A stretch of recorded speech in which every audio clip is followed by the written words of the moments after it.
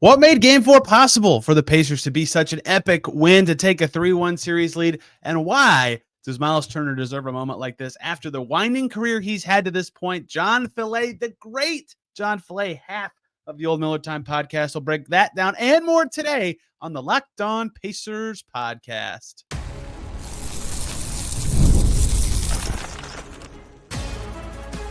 You are Locked On Pacers, your daily Indiana Pacers podcast, part of the Locked On Podcast Network, your team every day. What up, y'all? Happy Tuesday, and welcome into another edition of the Locked On Pacers podcast, where we, of course, talk about the Indiana Pacers. As always, my name's Tony East. I cover the team for Forbes, and today, a touch of looking ahead to Game 5 by reliving an epic one half of a win in Game 4 for the Pacers. Can they sustain this kind of stuff? John LaFollette, Mr. Fillette, whatever you want to call him, half of the Old Miller Time podcast is here to do it. Really fun show talking about that first half, looking ahead a little bit in the series at the end, in the middle. A lot of talk about Myles Turner and his career to this point. This podcast largely inspired because John texted me and told me he would like to talk for an uninterrupted amount of time about Myles Turner. I said, okay, I can make that happen. So a lot of Myles Turner talk today after he had another awesome game in Game 4. So much Cavs, so much Myles Turner. Will the series end tonight? We'll find out. John and I talk about that. Let's just get right to it. There's not enough that can be said about Pacers Cavs Game 4. One of the greatest hour and a halves in Pacers playoff history. One of the best 24 minutes of play that they've shown. And maybe the last time in a real winning playoff game that James Johnson can ever say, I led the team in blocks. What a night it was for the Pacers. And we're also going to talk a lot about Myles Turner because this podcast you're about to listen really came to pass because I got a message on Blue Sky that said, hello, Tony. Let me come on the podcast to shout out Myles Turner for an uninterrupted amount of time that I will determine whilst we're recording. That's also going to happen today. Filet mignon, John himself, one half of the greatest Pacers podcast of all time, the Miller Time podcast, is here. Hello, sir. How are you? I'm good, Tony. Thanks for having me here. And speaking of filet mignon, Charles Barkley at halftime on TNT yesterday was basically shutting down the series for the Pacers and said, get ready, Indy. I'm coming next week. And he gave a shout out to St. Elmo's. And he said, he tried to say, have that filet mignon ready, but he said, have that filet minion ready. And I just got this like awful image of like the minions from Despicable Me being like force fed in a cage and like the St. Elmo's kitchen. And then like Charles Barkley like picks like a lobster at the tank, like looking, seeing which one's going to get picked. Like Charles is like, I want that one. And it's like the most rotund minion. It's just like this well done cooked slice of yellow meat for Charles Barkley to consume. Can you do like a Gru voice of like, how would you like your meat cooked, sir? I think that would really bring this whole thing together. How you like your meat cooked? Hey, y'all, let me tell you something, Gru. This here minion right here, I want that one cooked. Well done. I love coming to Naptown. Oh boy, this is the best 100 seconds start I've ever had. Yes, and this is the mood that the Pacers have kind of inspired among Indianapolis residents. John, you covered many a playoff game. I sat next to you for the Bojan game, which was for a while one of my favorite playoff games I ever covered. Like, where did that rank for you in just like the most fun or euphoric moments of just like, oh, look, the Pacers are unbelievable that you've seen in a postseason setting? I mean, it's probably the most fun this period. It's probably the most fun Pacer game since that Game 7 at Madison Square Garden last year, where they just couldn't miss anything. But this one felt a little extra cathartic because last year, no one expected the team to make that Eastern Conference Finals run. This year, there's actual pressure on the team. Last year, it was, oh, well, Giannis and Dame are hurt. Oh, well, the Knicks were missing some guys. And so they kind of got discredited, and they were sort of seen as a fluke last year, sort of what the Hawks were a couple years ago, and they made their run to the Eastern Conference Finals. And then, you see it in Cavs Game 3. I don't know if everyone's healthy, but they've got all their guys. Everyone's dressed and everyone's playing. And it's just, it's never even a contest. And you think, oh no, I don't know about you, Tony, but I'm going to be 37 this year. I've been watching the Pacers for almost 30 years now. And in the course of watching the Pacers for 30 years, I've developed what I've called Pacers traumatic stress disorder, which is PTSD, where it's just like, no matter how high the highs can be, like the lows feel like infinitely worse than however high the highs can be. And so it's just like, I got that feeling in my stomach, like, oh no, we're about to become an embarrassment again, aren't we? And then Game 4 happened. And like, I don't know. Maybe it's just me having like incredibly low expectations and just expecting the worst to happen. But watching, I kid you not, in the second quarter when they went on that crazy run, I just sat on my couch and I was just laughing. And my wife was in the kitchen doing some other thing, and she just heard me laughing. She's like, "What's so funny?" I was like, "Myles Turner just hit like a 35-foot 3-pointer," and she's like, "Is that good?" Like, no, it's incredible. So I just, it was truly just a euphoric moment. And so thank you for letting me come on here and just share my euphoria with you. I got a kick out of, you mentioned the injuries. Game 3 happens. The Cavs pummel the Pacers, not even close. And a lot of comments on the YouTube video for Locked On Pacers Game 3 was like, this is what happens when the Pacers play the healthy Cavs. They have the blah, blah, blah. And then the same people come back after Game 4. Well, Garland's toe is hurt and Mitchell left at halftime. I'm like, well, you can't do both. Like, I can see Tyrese Haliburton has his wrist strapped. I saw Myles Turner hurt his ankle. They're playing in the game 2. It either does or doesn't matter. You pick one of the sides. I don't care which one. Just stick on that side of it. They kicked their butt. It was ridiculous. Like, here's what I have kind of said to set the scene for what that game was. I've heard a lot of crowd pops in there, right? I was there in round 1 when they had the overtime win against the Bucks. The Bojan game that I talked about with you had some obvious ones. Tyrese Haliburton's 4-point play against the Bucks in the regular season, of course, like explosion. Those moments where it's like so loud and exciting for everyone in the arena happen in crunch time, right? It's the end of the game. Yeah. So like the shot is significant, and so people are celebrating. Myles 3 and Obi's Dr. J-esque shot were like close to that in the second quarter of a 2-1 series. And that's how I was like, okay, this is insane. This is ridiculous. Just what they're like doing to get a grip of fans into this. It's not that the second half was boring. It's just like no one was really into the game because they already went through the like euphoria moment of like, oh, we won. We saw the cool play that's over. It happened with in 18 minutes of basketball. It was ridiculous. Yeah, and like the second half was just like I imagine Carlisle's in the locker room in the second half being like, okay, let's just play to a tie. Even if we don't play to a tie, just let's try and lose by 30. I mean, let's try and win by 30 instead of 40. So, but you know, speaking of, there was like this seesaw moment, and it was right when Mathurin got ejected, and I had again PTSD flared up again. That Pacers traumatic stress disorder just flared up, and I was like, oh no. Because up to that point, the Pacers were playing well. Like they had like a small. It was they played well that game, but then again, like it's only 11 points. They're only it's only the first quarter still, and Mathurin makes that silly decision to draw attention to himself. He gets tossed, and you think, oh no, Hunter's going to hit a big 3 or something to retaliate. Mitchell's going to start going off. And it just never happened. Like the exact opposite thing happened again. I went on NBA's website, and from the timestamp of it was 4 minutes and 32 seconds when Mathurin got ejected. From that time all the way to halftime, the Pacers outscored him by like 30 points. I think they had like 17 assists to the Cavs 1 assist. They had 1 turnover to the Cavs 9 turnovers. I mean, it was basically just like going on 2K and setting it on rookie mode. That's basically what that became. It was this, and I think another reason that fans get so in the moments because it was just so unexpected, because you just don't see this, especially in playoff games, especially against a team that had won 64 regular season games, who on paper came in as one of the more successful regular season teams in NBA history in terms of net ratings. So I'm just, I can't imagine. I'm sure it was cathartic for fans, and I can't imagine how cathartic it must have been for the players, given everything that they've had to hear about all their success last year being sort of diminished and still not getting a puncher's chance in this series as well. You mentioned the Mathurin play. John, you are a lawyer. I would like you to help me figure out the definition of a fist. Don't get me wrong. What Ben Mathurin did, very dumb. Don't do that. Yes. I'm like, where did that happen in the play? So, and, from what I saw, it looks like he makes a fist.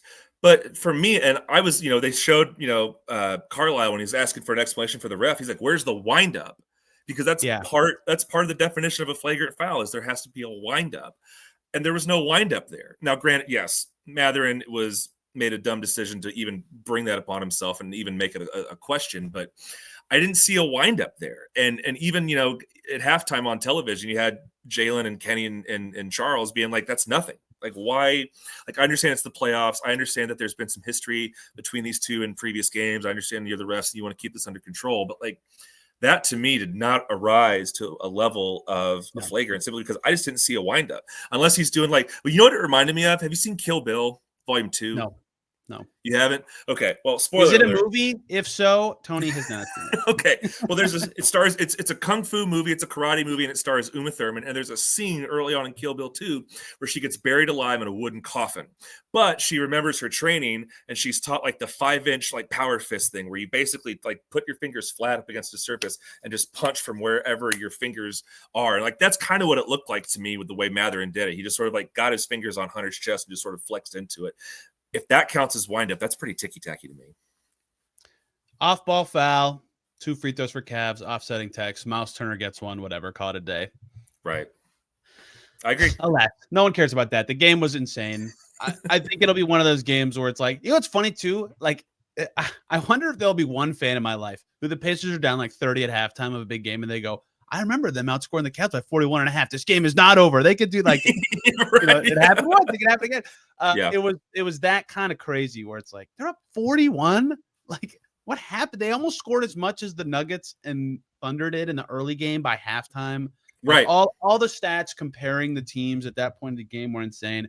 Just snatched the Cavs' soul in a way that I don't think we will maybe see again in this series, maybe ever. I mean, that's like that level of playoff but half. It was just heat check shot after heat check Over shot. and It was over, over and over. It was Myles on the step back 3, then it was Myles from 30 feet, and then it was Tyrese Haliburton after Strus or whoever got the technical foul, and then Nesmith makes that crazy fadeaway jumper there right as time expires at the half. They got whatever they wanted. Unbelievable. Yeah. Ridiculous. Like just a series of sequences that were like just incredible luck. Everything has to go right, and everything did. It was just you couldn't write it better. Siakam hit 2 hellacious shots, starts getting more pressure because of them, and then throws the best pass he's thrown as a Pacer, like into the cradle for Toppin in the post. I'm like, where did that pass come from? Everything they did worked, and that's just like a sign of a team playing very well. They have 3 chances to win the series. They're certainly the favorites now. And Myles Turner had a moment. He made 7 shots in the first half. The Cavs made 8. He just wrote a beautiful Players Tribune piece this week. He could make consecutive conference finals. He talked post-game about his conversations with Tyson Chandler, a former champion himself, in prior summers about a Tyson Chandler basically admitted to him, like, yeah, I had 2 real chances in my career to win a championship. And like talking about taking advantage of those moments. That Myles Turner, these are the best teams he's been on, both in terms of like record and playoff success. And he's playing very well in the playoffs again. Like people talk about rightly, playoff riser Andrew Nembhard, right? Gets better in the postseason. Yep, no doubt. Other guys do around the league. But like Myles Turner doesn't get that because his stats aren't like so much different. But he's had 1 bad game this entire playoffs. Every game he's been very good, very impactful, very important as the Pacers' 3rd best player. Very happy for him, given how his career has gone and the many times he narrowly avoided not being on the Pacers anymore, as everyone knows and is very well documented by now. Right. But it's time, John. I will once again read the message you sent me, and then I will wind you up and let you go for a few minutes, where John said to me, let me come on the podcast to shout about Myles Turner for an uninterrupted amount of time that I will determine whilst we're recording. Go ahead. Everyone, quick break to talk about 2 wonderful groups of people. First up, Hungryroot. Everyone in my house always has something going on. It's busy season in the East household. There's not a lot of time to go grocery shopping or cook healthy meals here. That's why we use Hungryroot. It's like having your own personal shopper and nutritionist wrapped into one. They take care of grocery shopping and meal planning, offering personalized recommendations based on your tastes and health goals. They tailor orders based on what you've liked or didn't like in the past. Get smarter every time. They have high-quality, nutritious food that you can stick to your gut-friendly, high-protein diet without spending hours planning. And the meals come together in 15 minutes or less, giving you more time for whatever you're interested in doing. Take advantage of this exclusive deal. You can get 40%, that's a lot, off your first box, plus a free item in every box for life if you go to hungryroot.com/LockedOnNBA and use the code LockedOnNBA when you check out. That's hungryroot.com/LockedOnNBA, code LockedOnNBA for 40% off and a lifetime free item. We also have to talk about Monarch Money. Ever check your bank account, wonder where'd all my money go? Between dining out, online shopping, and entertainment, it's easy to lose track. That's where Monarch Money comes in. It's your personal CFO giving you full visibility and control over your finances. Monarch Money, it's not just a budgeting app, it's a complete financial command center. You can track all your accounts, investments, and spending in one place, so you stop just managing your money and start building wealth. They can offer you so many insights, like how much you're spending on certain things, food delivery, or more. For example, now you can budget smarter and save more. Instead of juggling multiple apps, just use Monarch to check your finances, track your spending, And you can even manage money with your partner easier than ever. Easy collaboration with Monarch Money. Take control of your finances with Monarch Money. Use the code LOCKEDONNBA at monarchmoney.com for 50% off your first year. That's monarchmoney.com. Code LOCKEDONNBA for half off of your first year. Tony, what were you doing when you were 19 years old? I was a sophomore in college, changing my major for the first time. How many times did you change it eventually? 2. Okay. I don't remember. Like when I was 19, it was probably like the year 2008. Like, I'm aging myself here, but like I was woefully immature, making many, many, many stupid decisions.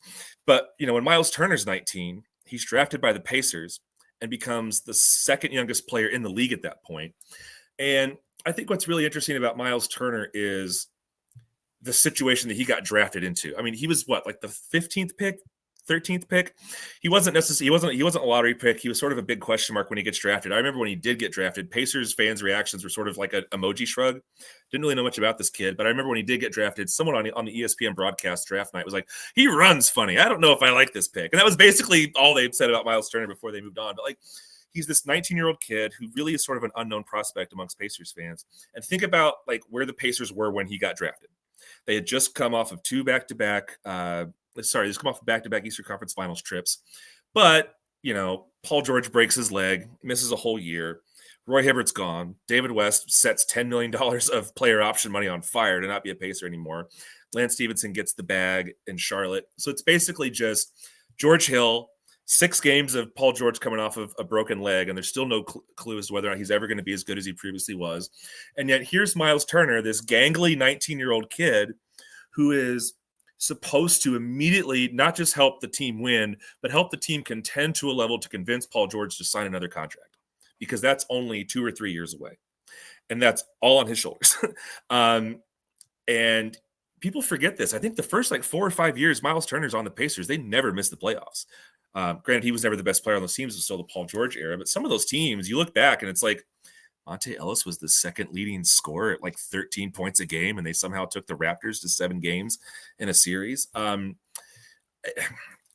Point being, if you look at his stats in a vacuum, just those first 2 years, he's averaging 10 and 12 a game, shooting about 50% from the field, not really taking that many threes, good rebounder for his position, a really good interior defender. But, he's not supposed to just be a good rookie. He's supposed to be developing quickly enough to convince Paul George to stay. Obviously, we know how that happens. When did you start covering the team? The year that we were next to each other for that playoff game. My first game I covered was January of 2018. Okay, so that was the first year of Oladipo, when Oladipo first comes in, right? Okay. Maybe it was the second year. Either way, I covered the team for Newer for 2 years. It was the Paul George's last year and Victor Oladipo's first year, and it was just night and day. The first year I covered the team, Paul George never said a word to anyone in that locker room. His locker was right next to Jeff Teague, who was also supposed to be another leader on that team. They never said a word to each other. And Paul George only ever came out to do interviews after all the other players had left. And Myles Turner was very shy, very sort of withdrawn. And I think it was only his second or third year in the league at that point. I forget when, but even then at that stage, you got the sense that he needed something that he wasn't getting from the way that roster was built. Fast forward to the next year when Victor Oladipo shows up, and Oladipo's talking to everybody, especially Myles Turner. Thaddeus Young shows up, he's talking to Myles Turner. There's this leadership and this connectivity amongst the players that you could really see him sort of starting to put some roots down with the team. And I remember there was a great article. I think it was right when Oladipo got traded, even before he showed up for training camp, Myles Turner just texted him and said, "Hey, you want to come over to my house and just build Legos?" And they just got to know each other that way. So, but even then he finds, some stability and some comfort here with the team. And then guess who shows up? It's, hello, it's me, Domantas Sabonis, coming off the bench, who's a much more well-rounded offensive player than Myles Turner is already. And everyone's immediately calling for Sabonis to be starting over Turner, and, questioning whether or not they could ever play together. And, what are your memories of the Turbonis era? Yeah, the constant, just every pregame media session, a new team is in town, right? Yeah. And their broadcast team or their whoever that's there asks Nate McMillan, Nate Bjorkgren, Rick Carlisle, even for half a season. How do you make this work? How do you make this 2 it was like every day, right? And like we didn't ask because we've done it a million times, but like they hear that, they know about it, right? Turner and Sabonis are hearing about it all the time.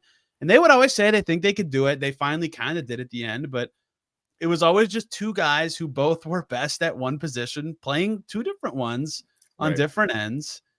And one was really good at defending the 5, and one was really good at scoring at the 5, and making that work was very challenging. And it worked really well when TJ Warren and Oladipo and Malcolm Brogdon were at their best and all healthy, which happened 8 total games. So it always was running into some. Something, right? It was never a problem. They're both good, but it was always just running into some new thing of like, yeah, this is fine. Like this team's pretty good, but clearly this can't go on forever. Right. And just both to Sabonis and Turner's credit, they always, you always got the sense that yes, they liked each other and got along off the court, but just for whatever reason, like you said, just the X's and O's of it never gelled the way that either one of them envisioned to on the court. But it seems like they liked each other and they got along. There's no real animosity there. It's just a thing that, it was a marriage, but it wasn't like a good marriage, at least on the court. Off the court, it seemed fine. And, this is around the time when the trade rumors are always coming up about Myles Turner. What can the Pacers get for Turner? It's obvious Sabonis is the better player. Always dwelling on Sabonis' strengths. It's not like Sabonis didn't have his weaknesses. Yes, he's a better offensive player than Myles Turner in some regards. He is a pick and roll machine. He's going to get you 20 and 12. He's a good passer for his position, but also on the defensive side, he can be a turnstile. He can give up as much as he gets sometimes. And he can't shoot the ball as well from long range the way that Myles can. He can't necessarily stretch the defense the way that Myles can. So, but for whatever reason, we always heard about what Sabonis can do well versus what Turner doesn't do well enough in comparison to Sabonis. And that's or what Turner would do well enough to fit perfectly with Sabonis, right? Yes. Make every three, defend better on the perimeter, all this stuff. It's like, this guy's like the best shot blocker in the league, but like, yeah, it was always that part of it. Yes, it was never just if Myles had a good game, it was a good game as how it relates to Sabonis. It was never just him on an island getting his props. And like I said, around this time, that's when the trade rumors just it's always being reported. Hey, the Pacers are floating Myles Turner. The Pacers are floating Myles Turner, and I'm sure it got to him. How could it not? I'm sure he had some very frank conversations with the front office. But to both of their credit, I don't. The Woj Pod Lakers year was like the most obvious. This guy knows. Yeah, you would shake your head. Yeah, like this guy knows about it and knows what's going on. Thing like of all time. Yeah, and that was what I mean. There was. Forgive me for asking, but there were a couple years where it was like, oh, Myles Turner to the Lakers. I think there was the most recent example was Myles and Buddy Hield to the Lakers for some dumpy picks and some filler. It's like, why would the Pacers like do this? But that's the content machine working to feed the content machine. But I'm sure that got to Myles Turner. I'm sure it frustrated him. I'm sure that he had some very frank and honest discussions with Pacers front office about his future with the team. But to Myles Turner's credit, he kept it all in house. He never said anything negative about his teammates or anybody else on the team while it was going on. And, he just kept his head down. He kept trying to play basketball as best he could in a situation that wasn't conducive to his skill set necessarily. And he built Legos and shared them on his Instagram and just went out there and balled and kept his mouth shut and did what he could. And that's a huge credit to him. And then, Sabonis gets traded, and it feels like that was sort of a choice made by the league, not necessarily the Pacers. I'm sure the league thought Sabonis more valuable than Turner, hence they move out Sabonis because obviously that gets them Haliburton, and that's how we get here today. But, looking at the first year of Myles Turner without Sabonis, his scoring goes from like 12 a game or 13 a game up to like 18. And not only is his raw scoring going up just because he's getting the ball more, but his efficiency is going up as well. His three-point shooting's up and everything along those lines. Yeah, the defense has slipped, but this was still around the time when the Pacers, even when Haliburton got here, the Pacers were still only winning about 35 games a year. And even last year they did well, but the defense still in large part struggled. So it's just nice to see, and especially in this league now where it's every summer we're just doing this thing where we're talking about, superstar A going to team B, or there's constant player movement. It's just nice to see someone who one, stuck it out in bad situations, because even when, like, after the Nate Bjorkgren year, and, you know, Myles Turner could have just, when they were winning 25 games a year, Myles Turner could have just gone to them and said, hey, it's been real. I appreciate what we've done, but this marriage has ended. Can you ship me elsewhere to a contender? Maybe he had that conversation, but we don't know about it. But he made a scene about it.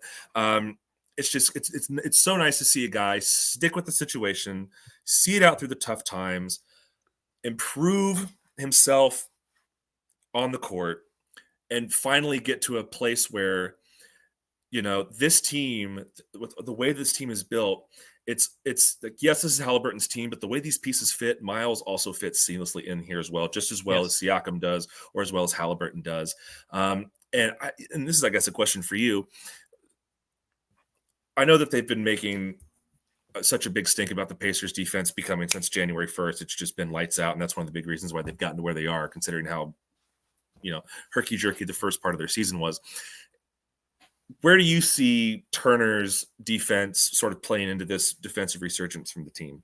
Because I know Nembhard and Nesmith got healthy, and they're great perimeter defenders. But, like, it's got to be more than just those two guys getting healthy, right? Yes.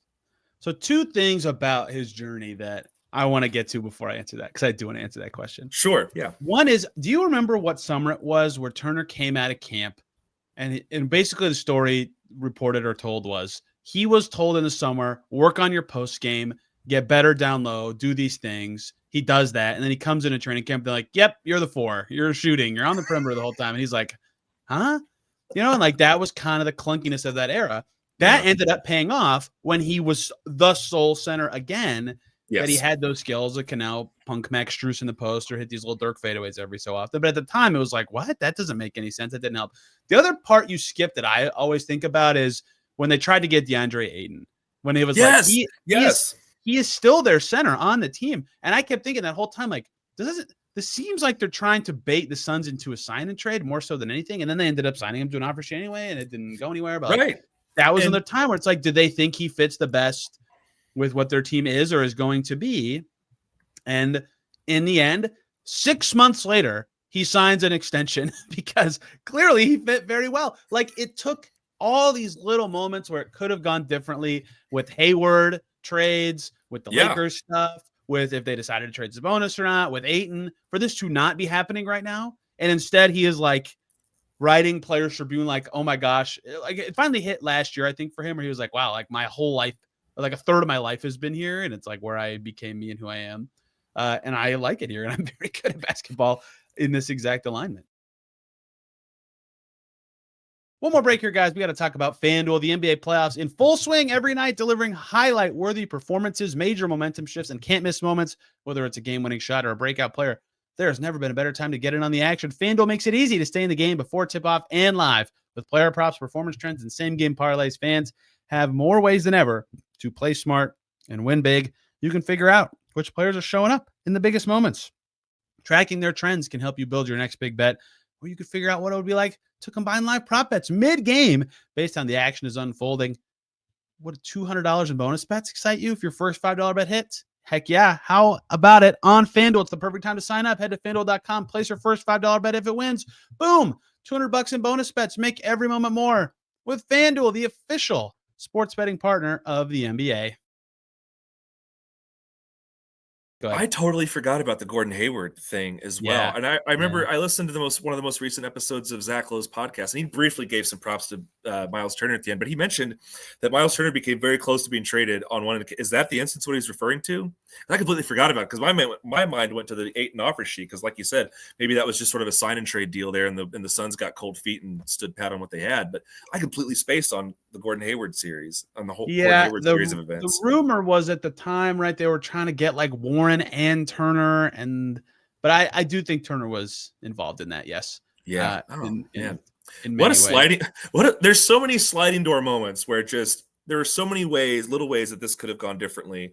Yeah. But just patience won the day, and it's so rare to see in the league today, especially in smaller markets like this. There's a world where Oladipo, Hayward, Sabonis is like pretty good, like a good team that can win rounds, but like not not as fun as what they are. No, especially like, everything changed once Oladipo's, knee blew out. And then when he comes back, he's asking other players on the other team during games if they can go play for him. So, I mean, just like Myles Turner in 6 years. Myles went through that too. Yeah. He sat through 2 complete team resets. Through no fault. He's just sort of sitting there, just doing whatever the team asks him to do, and just for reasons completely beyond his control, it just goes sideways. And yet here he is today, and it's really neat to see. Bravo. To answer your question, yeah, I think his defense was amazing, like drop coverage god. Then the league got so good at kind of shooting and speed and skill that like drop coverage is hard to do now. So he has to defend differently, and so he wasn't like in the woods, but he was clearly less impactful as a defender the last couple of years. Some of that's on the change in the Pacers strategy. Some of that's on the fact that, like, hey, every perimeter defender on this team is bad, and he's covering up for all these mistakes. Yes. So what I kind of described it as, and what has been said in media sessions, is like his pick and roll defensive chemistry with these good defenders is really good. Like he knows what Drew's going to do or Aaron's going to do or whatever. And so he is better, I think, right now than he was last year or the year before. Not as good as his peak, not even close. Like he was a monster, as you know. But he has gotten better, like on this specific team and this era of Pacers on defense than he was in past seasons. And that has been a part, certainly, of their defensive resurgence, I think. I went back and I looked at some of the, like, just 2-man lineups. I know those are really sort of easy to skew just because you're looking at 2 guys as opposed to the rest of the team. But the best 2-man lineup year for Sabonis and Turner was the 2018-19 year. They were positive 4.6 per 100 possessions, which is good, not great. But by the end, it had gone. It went down every year after that. And by the end of the year that Sabonis gets traded, they were doing negative 3 points when those two were on the court per 100 possessions. So it started out sort of, again, good, not great, but the bottom fell out pretty quickly on that. And now I just looked at for Turner and Siakam this year, when those two are on the court, the Pacers are +7 per 100 possessions, and that's the best 2-man lineup of any 2-man lineup on the Pacers. It's played at least 65 games. And when that got me thinking about, who Pascal Siakam reminds me of, because I wasn't too familiar with this game when he played in Toronto's all those years. When I see Pascal Siakam play, I see like the final evolutionary form of Thaddeus Young. Like that's what I see. Like Thaddeus Young is like Charmeleon, and Pascal Siakam is Charizard. Finally learned flamethrower and wing attack, and is now ready. Yeah, exactly. But like Thad Young was a guy who could fill up the box score in all these different ways without having his number called for him. He wasn't afraid of doing the grunt work that doesn't always show up in a box score to make the offense run. And for those teams, it was a chore to watch the offense run sometimes. Yeah. That was the Nate McMillan era. And like Siakam can do all those things too, but just at a better level. And especially in the playoffs, when the plays break down and you need a tough bucket, like Spicy P's your guy. You can absolutely call plays for him. And just watching him play, it's just like, it's like where Sabonis always needed the ball, Siakam doesn't always need the ball, but when he does get the ball, it's in like calculated moments where like it's not also getting in the way of what Turner's trying to do too. Right. It's this one. It's like plus with Haliburton, I almost imagine like Turner and Siakam are like 2 big balls of yarn, and Haliburton's game is just the needle that just threads the sweater for both of them. Just the way those 3 play together, it's just so fun to watch, and especially there in the second quarter. And even TJ McConnell got on the action as well in terms of helping those 2 play together at the same time. Just where this team was, 5-6 years ago, felt like the nadir of Pacers basketball, at least in the 21st century. From them to get to where they were then to where they are now in such a short amount of time is just incredible to watch. I'm so happy, especially for Myles Turner, for everything he's been through. The last thing I'll say on all that is you mentioned the years they had like good positive net ratings together, Turbonis. It was always funny because that was true, but then like Sabonis on Turner off was better, and Turner on Sabonis off was better. Like we could all see it. We all knew what was happening, but it's like, well, they're both good. Like should they just try to figure it out again? Without like it just. It's like, Myles Turner's really good, but maybe we should trade him to LA for like 4 second-round picks and a couple second-round pick swaps. Who says no? So you know what would have really made sense for a Tyrese Haliburton team, having Russell Westbrook for some reason and a bunch of crappy picks. There we go. Now we're talking. Like that was all just stupid. But yes, I mean, look, if I don't know what this season will end as, but like Myles Turner is like having a moment, man. That's sick for him. And we'll see what it looks like this summer. But yes, I was going to ask you. You're the cap guy. Like, what's like? Because it feels like one, it's a bad year for free agency in general, sort of a down year. There's a need for centers, and it's basically him and Brooke Lopez. And Myles Turner is a better player than Brooke Lopez is right now. Is the last playoff series? Well, one got evaporated into dust in the playoffs. Yes, the other one is playing very well in the second round. So yes, like Myles has leverage on that end because it's like he's one of a few like marquee centers that's actually going to be out there. But at the same time, you look at the teams who are contending, and you look at the cap situation they're in. Like he's going to have to take a serious pay cut, wouldn't he? Unless there's like some crazy trades out there that work. Yeah. Okay, so I actually kind of viewed this series potentially as like a slot, like we talked about sliding doors moments. Like if they're gonna pay the tax, I don't want to get into like the ownership should always pay the tax thing. Like, yeah, ideally for fans, they would do it every year, whatever. Right. Like they could just sign him. They could just do that, right? That it doesn't have to be a thing. This series is kind of like the moment for me where it's like if they beat a 64-win team in the playoffs, like the proof of concept of this team being very good is like done. You know, they've won 4 series in 2 years. They're good enough. Do it. Keep it together, or like even try to make it better. And that requires having Myles Turner. It's not like maybe like you have to, right? So my discussion of their summer is basically: are they keeping Turner and paying the tax, or are they keeping Turner and not paying the tax because they have his full bird rights? They can keep him. So that in theory works in Turner's favor because he can say, "You need me. We're very good with me on the team," which is great. They could also say, "Hey, good luck." Who else is giving you anything right now? Because there's no teams with space to offer a lot of money. And the teams that in theory could have space have centers, right? The only one that I'm going to squint and be very about this summer is the Detroit Pistons. They're the only team. They have young centers that are kind of good. Beef Stew's good, despite being a thorn in the Pacers' side. Duran's good. But like Turner is just good in the playoffs and fits every team because he can shoot and defend. Naz Reid is pretty good also. But that's it. Like the Nets will have space. They have Nick Claxton. No one else either has space or needs a center. So so on one hand, the Pacers could say like, go get it. If you can't, we'll figure this out. On the other hand, it could be just Turner being like, give me what I want. You need me. And in the end, because when there's leverage on both sides, something always figures it out. Turner got renegotiated and extended last time. Like they clearly have a pretty good relationship. I'd imagine the heavy favorite is that he stays. The question is not necessarily how do they do it. It's, are they willing to just live with the financial consequences of the tax or aprons? Or is it going to be, yes, we'll keep Myles Turner. We'll do whatever it takes. That means one of Obi Toppin or TJ McConnell or some of these young guys are not on the team next year. I think that's more of what the discussion is going to have to be. And this series, again, has probably proven to a lot of people that they're good enough that they should just pay the tax. But you've been around for a long time. You know how this goes. I don't know that will be the discussion, even though I think it probably should be. Well, I mean, to the Pacers ownership's credit, I mean, back in the Jermaine O'Neal days, I mean, even part of the Reggie days, they would go over what was then the salary cap, but like the financial penalties for doing so were not near what they are today. So that sort of colors everything. But we've seen them do it in the past when, like you said, when the team was there, when they were at the crust, when they were near the peak of the mountain. And like you said, if Myles Turner's walks, like, what's the alternative here? Right. Like there is no alternative. No. Unless they can convince Naz Reid to take the MLE, which is not happening. He would just stay. No, that's not. I mean, and I was also looking at that's still a big downgrade, to be clear.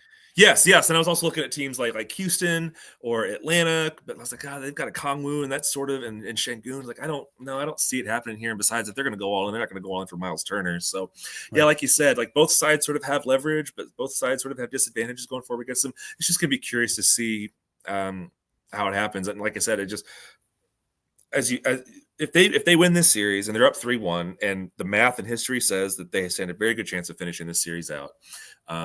Knock on wood, nothing horrendous happens. But if they get to the Eastern Conference Finals again, and this year, unlike last year, you've got Mathurin and Haliburton, who are both healthy for it. If you've got all your ponies and they're ready to go race, why not spend a little more? Granted, it's not my money, but continuity is continuity. And this year, in this era NBA, I think continuity means a whole hell of a lot than what it used to back in the days when everyone just stayed at the same team forever and ever and ever. It's going to be fun next summer after that. Oh, Ben Mathurin, you're up. All right. Next summer, you're up. Everybody's up for a raise all the time.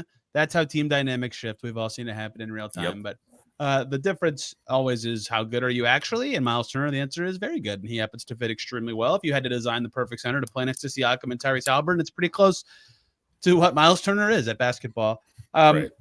Let's finish up with the playoffs for like 2 minutes. Do you think this ends in Cleveland? How do you see this shifting? I mean, I think the answer to that is what's Donovan Mitchell going to do? I don't know what the news. I know they did an MRI. I just got he's like, it's just an ankle sprain, right? He just re-aggravated an injury he already had. Yeah, they said ankle. Like the video of him coming out at halftime, it looks like he's like about to rise up for a jumper. Like it looks like it should be a muscle thing, but they're saying it's an ankle thing even after an MRI. I don't know. Yeah, who knows? But they still say it's like a game time decision. Wait and see. I think it's pretty obvious that Garland is not 100%. I think it's obvious that Hunter is not 100%. But man, closing out game 5 on the road is so hard, and especially against, I will say this: if Donovan Mitchell plays, I think it's coming back to 6. Obviously, if he doesn't, I think Pacers get game 5. But in either way, I still see the Pacers winning this series. Yep. Even if like you think the Cavs have an 80% chance of winning each individual game, the odds would be that the Pacers win the series. So yeah, they have great chance to do it. The Cavs are banged up. The Pacers have been better. Even non-banged up, the Pacers have been largely just better in these 4 games. Yes. So that's also a key part of this. And correct me if I'm wrong, but like last I checked, there's been no other additional penalties to Mathurin, right? I assume he's going to get fined possibly, but he's not suspended, right? Nothing. All right, cool. No news is good news. You're correct. Hell yeah. As of now, I have seen nothing, and it's past the typical. It's past the typical NBA release time of day deadline. It's also the draft lottery day. So I don't think that might be coming today. So yeah, big day, Cooper Flag Day. Everybody, check out other Locked On podcasts. When someone wins the lottery, go check out what's going on there. Who do you hope it's wins? Nice to not have to worry about the draft lottery. Oh, I know. Tell me about it. Who do you hope wins? For any reason you want, who do you hope wins? Well, my childhood favorite team I would like to win. The Wizards of Washington would be very exciting. Okay, sure. However, now that I do not care about the Wizards in any sort of like emotional state, the most fun team to win, it's maybe them actually. The most fun team to win.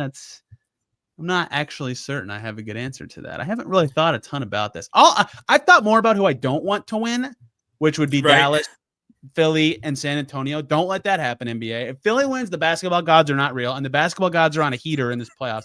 And if San Antonio wins, the basketball gods are cruel and evil, and I don't want to believe that either. So none of those 3 teams, anyone else is honestly probably fine to me. My second favorite team outside of the Pacers is my much beleaguered Utah Jazz. So I'm hoping they win the Cooper Flag sweepstakes. So anyone who ethically tanked the Portland Trailblazers, they had a lot of young guys who happened to be good this year, so they have bad lottery odds. Give the Portland Trailblazers Cooper Flag. They'll be the most athletic, fun, annoying team to play for like the next 5 years. It'll be fun. How about that? Sure.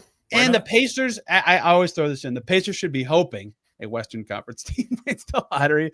And the NBA is going to be like, how does this keep happening? The Anthony Davis year, the Zion year, the Victor year, the Flag year, a West team keeps winning the lottery in all the big years. Yep. And meanwhile, big market teams in the East, like the Bulls, keep trading all their damaged goods to Sacramento, where everything goes to die. The East wins the draft lottery when the top pick is Risa Shea.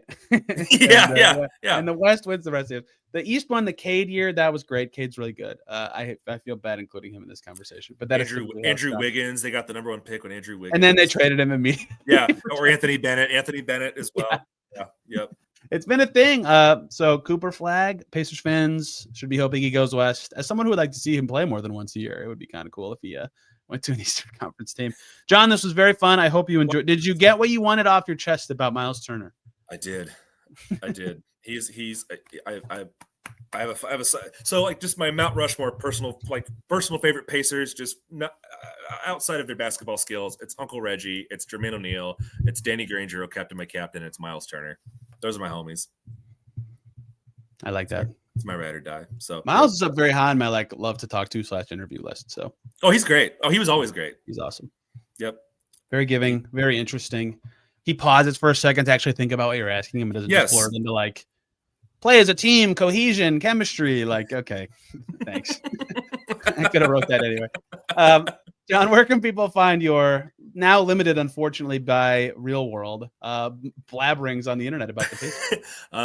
I am just basically to get rid of the real PTSD in my life that social media gives me constantly from telling me about all the bad things that are constantly happening. I've largely reduced my social media output to just Blue Sky. So if I'm on Blue Sky, I'm at John LaFollette, JonLawFilet. Just random musings about the Pacers every now and then. Join us in the sky, everybody. It is. Yes. It is lovely. That makes you sound like a cult leader. Come join us in the sky. I slide money under my laptop. Yes, join us. We are all Pacers fans in the sky. The sky. We all get contract extensions in the sky. Okay, now I'm going to think that every time I throw in my own handle at the end of these episodes. Back tomorrow, everybody. I'll be in Cleveland for Game 5 talking perhaps a closeout, perhaps back to Indy it goes. We'll see. Pacers played an injured Bucks team in Game 5 last year in Milwaukee. That did not go very well. We'll see if this year can be different. Till then, thank you for listening. Have a wonderful day.